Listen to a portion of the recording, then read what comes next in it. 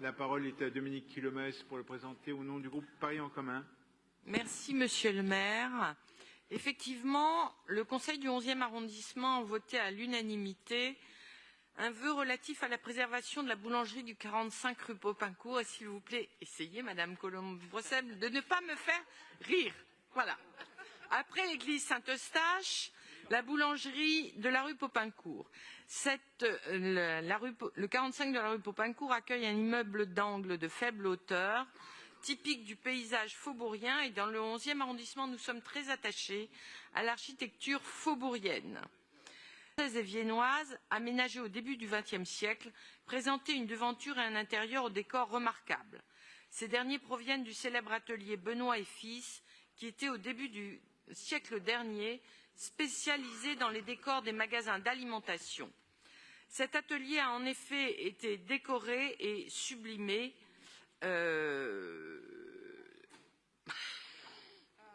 à tout point de vue. Voilà.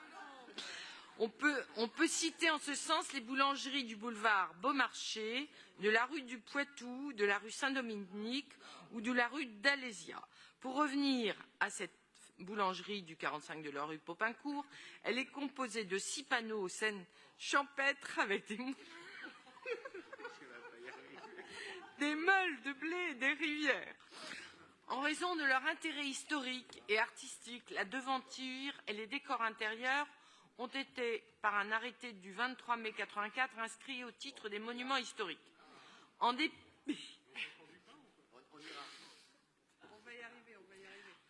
dépit de cette inscription, les décors intérieurs sont dégradés, ils ont dû être retirés, ils sont en attente de restauration. Les panneaux de la devanture subissent le même sort, dégradés, ils nécessitent d'être déposés pour être préservés. Ces décors, comme l'immeuble, font partie du patrimoine faubourien, dont la sauvegarde fait l'objet d'une attention particulière de la part de la mairie du 11e arrondissement et de la ville de Paris, et notamment dans le cadre de la révision du plan local d'urbanisme bioclimatique.